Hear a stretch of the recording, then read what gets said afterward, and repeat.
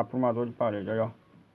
Em vez de você estar aprumando bloco por bloco, aí você com essa ferramenta aqui, ó. Aqui é o lugar que vai botar a linha, ó. Vai subir na altura que for preciso. Ele apruma até 5 carreiras de uma vez.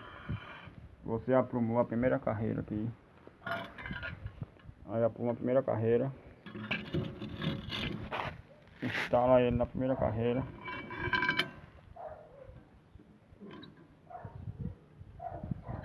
A primeira carreira está aprumada.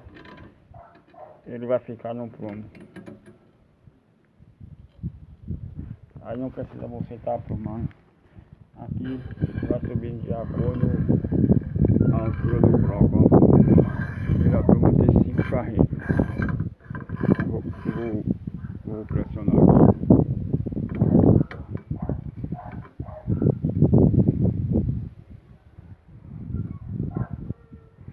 Aí do outro lado já tem outro. Do outro lado já tem outro. Aí, tá? Aqui agora eu vou esticar a linha. Aí a linha passa por aqui. Pressiona aqui.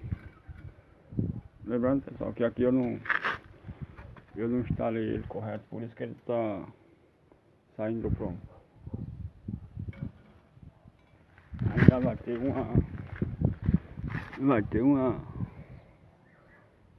uma trava aqui embaixo, ó, que eu vou botar no primeiro bloco.